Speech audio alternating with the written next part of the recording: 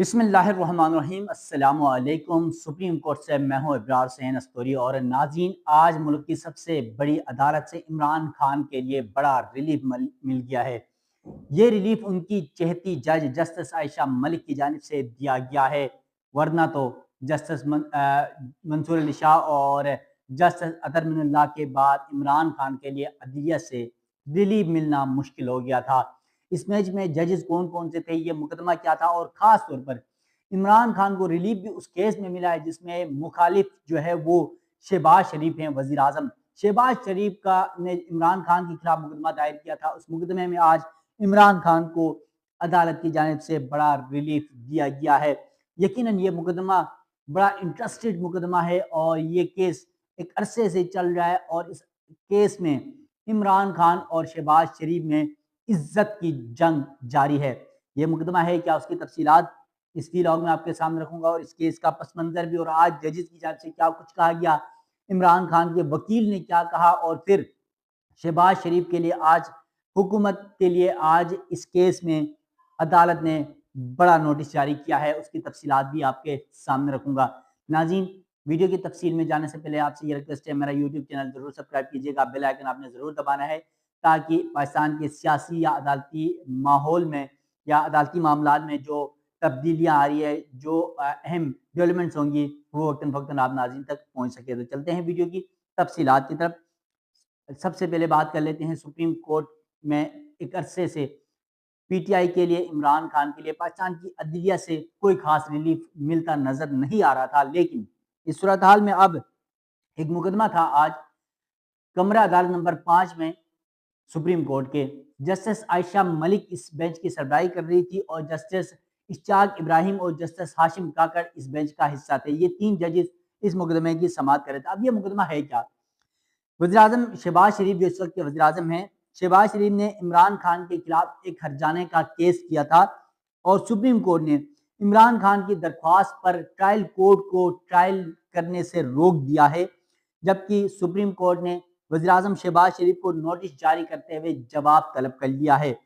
Case को जल्द समाअत के लिए मुकर्रर किया जाएगा, सुप्रीम कोर्ट के बेंच की जानिब से कहा गया है, जबकि जस्टिस आयशा मलिक ने दौरान समाअत ये इस्तफसार किया, ये पूछा कमरा अदालत में कि शहबाज शरीफ की जानिब से, हुकूमत की जानिब से या दूसरी तरफ से कोई है जो इस केस में हमारी माउनत करे, हमें बताए। लेकिन कमरा अदालत में कोई नहीं था क्योंकि पहली समाअत थी, नोटिस नहीं हुआ था। और फिर केस की समाअत जब शुरू हुई तो जस्टिस आयशा मलिक की सरबराही में इस 3 रुकनी बेंच ने हुक्म इम्तना जारी किया। शहबाज शरीफ ने बानी पीटीआई इमरान खान के खिलाफ 10 अरब रुपए का हर्जाने का दावा किया था। ट्रायल कोर्ट ने इमरान खान का हक दिफा खत्म कर दिया था, जबकि ट्रायल कोर्ट में केस शहादतों पर पहुंच चुका है, ये अदालत को बताया गया। इस दौरान जस्टिस आयशा मलिक ने कहा कि इस मुकदमे में मेरा इख्तिलाफी नोट था। अब यहाँ पर ये बड़ी इंटरेस्टेड बात है कि ये फैसला 3 जजेस का था और वो जजेस का ट्रायल कोर्ट से हाई कोर्ट से सुप्रीम कोर्ट तक वो फैसला बरकरार रहा था 3 को अदालतों से। अब उन 3 अदालतों में से जो गुज़िश्ता इससे पहले जो फैसला आया था सुप्रीम कोर्ट में, क्योंकि आज नजरसानी ये दरख्वास्त थी, तो 3 रुकनी बेंच ने फैसला सुनाया था। उसमें जस्टिस मंसूर अली शाह थे, जस्टिस अमीनुद्दीन खान थे और जस्टिस आयशा मलिक थी। उनमें से अब 2 जजेस इस सुप्रीम कोर्ट में है नहीं। जस्टिस मंसूर अली शाह इस्तीफा दे के घर जा चुके हैं और क्योंकि उस वक्त ये फैसला दिया था जब इमरान खान के मुखालिफ थे जस्टिस मंसूर अली शाह साहब, लेकिन बाद में उनकी हिमायत में आ गए और फिर उसी बुनियाद पर इस्तीफा भी दिया। ये बहुत सारी चीज़ें, बहुत सारे हकायक आप दोस्त भी जानते हैं। उसके बाद दूसरे जज हैं जस्टिस अमीनुद्दीन खान साहब, जो अब सुप्रीम कोर्ट में नहीं बल्कि आईनी बेंच के सरबराह बन गए। उनको हुकूमत ने वहाँ पर एडजस्ट किया, चीफ जस्टिस आईनी अदालत बनाए तो वो वहाँ चले गए। तो अब जिन जजेस ने फैसला सुनाया था उनमें से किसी ने इस बेंच की सरबराही करनी थी, इस नजरसानी दरख्वास्त को सुनना था। तो अब उसमें आयशा मलिक इकलौती जज रह गई थी और उनमें से 2 जजेस ने, जस्टिस मंसूर अली शाह और जस्टिस अमीनुद्दीन खान ने इमरान खान के खिलाफ फैसला दिया था। सिर्फ जस्टिस आयशा मलिक ने उनके फैसले से इख्तिलाफ किया था, उन्होंने इख्तिलाफी नोट लिखा था। अब जस्टिस आयशा मलिक आज इस बेंच की सरबराही कर रही थी और उन्होंने कहा कि इस मुकदमे में मेरा इख्तिलाफी नोट है। फिर उन्होंने कहा कि 2 जज साहिबान ने हक दिफा खत्म करने के फैसले को दुरुस्त करार दिया। अब मामला क्या था? इमरान खान के आपको याद होगा टांग पर गोली लगी थी एक जलसे के दौरान, आपको याद होगा, जिस पर उन्होंने टांग पर प्लस्तर भी किया, उस पर बहुत सारे قیاس سرائیاں، کنٹروورسیز، بہت ساری باتیں، اس کا ملزم کہاں گیا، کیسے ہوا، کچھ بھی تاحال پتہ نہیں چلا۔ اس دوران کا یہ مقدمہ ہے۔ اب عمران خان کے وکیل نے کہا، جو علی ظفر ہیں بیرسٹر، انہوں نے کہا کہ عمران خان کی ٹانگ میں گولی لگی تھی، عمران خان زخمی ہونے کے باعث اس مقدمے میں پیش نہیں ہو سکے تھے، جس پر علی ظفر نے مزید کہا کہ ٹرائل کورٹ نے عمران خان کی عدم پیروی پر ان کا حق دفاع ختم کر دیا، اب مقدمے میں گواہیاں ریکارڈ ہو رہی ہیں۔ اس کے علاوہ جسٹس عائشہ ملک نے یہ استفسار کیا کہ یہ مقدمہ کتنے ارب ہرجانے کا تھا، یا کتنے ارب ہرجانے کا شہباز شریف نے عمران خان کے خلاف دعویٰ کیا تھا۔ تو ٹرائل جسٹس عائشہ ملک نے مزید کہا کہ علی ظفر نے عائشہ ملک صاحبہ کے اس سوال پر جواب دیا کہ کتنے ارب کا یہ ہرجانہ تھا، تو انہوں نے کہا کہ 10 ارب روپے کا شہباز شریف کی جانب سے عمران خان کے خلاف حق عزت کا دعویٰ کیا گیا تھا۔ اب جسٹس عائشہ ملک نے کہا کہ ٹرائل کورٹ نے حق دفاع ختم کرنے سے پہلے 2 تاریخوں پر عمران خان کا زخمی ہونا تسلیم کیا، یعنی اسی بنیاد پر، یعنی اسی ٹرائل کورٹ نے 2 دفعہ عمران خان کے کا جو معاملہ ہے تاریخیں ملتوی کرنے کے معاملے پر سماعت ملتوی کی اسی کے لیے کی کیونکہ عمران خان زخمی ہے۔ پھر کہا کہ زخمی ہونا تسلیم کرنے کے بعد حق دفاع ختم کیسے کیا جا سکتا ہے۔ شہباز شریف نے عمران خان کے خلاف 10 ارب روپے کا ہرجانے کا دعویٰ کیا تھا، ٹرائل کورٹ نے عمران خان کا حق دفاع ختم کیا تھا۔ اب اس کیس کا تھوڑا سا پس منظر بھی آپ کے سامنے رکھتا ہوں، اور آپ کو پتا ہے کہ یہ اتنا زبردست کیس ہے۔ اب اس میں معاملہ ہے کیا؟ عمران خان نے اپریل 2017 میں، یعنی وزیر اعظم بننے سے پہلے کی بات ہے، 2017 میں ایک نجی محفل میں یہ الزام لگایا تھا، ایک نجی گفتگو کی تھی، غیر رسمی گفتگو، اس کا کوئی ویڈیو ریکارڈ نہیں ہے، کوئی آڈیو ریکارڈ نہیں ہے، کچھ بھی نہیں ہے۔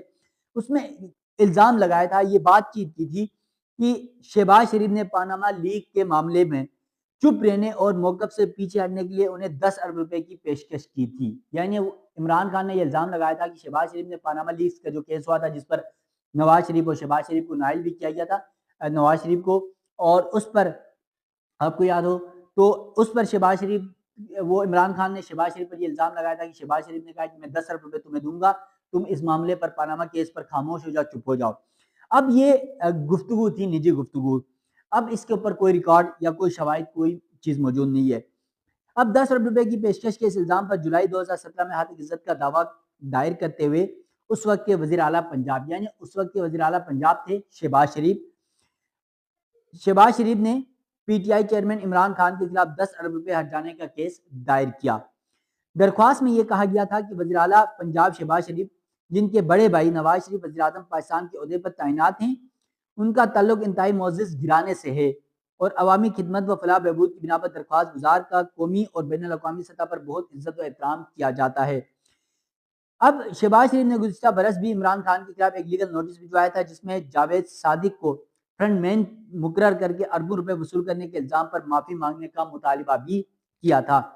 عمران خان کے فیس بک اکاؤنٹ پر پوسٹ کی گئی اس ویڈیو میں عمران خان کو کہتے ہوئے سنا جا سکتا ہے کہ جی آئی ٹی کے معاملے پر اگر ہم چپ کر کے بیٹھ جائیں تو وزیر اعظم نواز شریف کے پاس بہت وسائل ہیں۔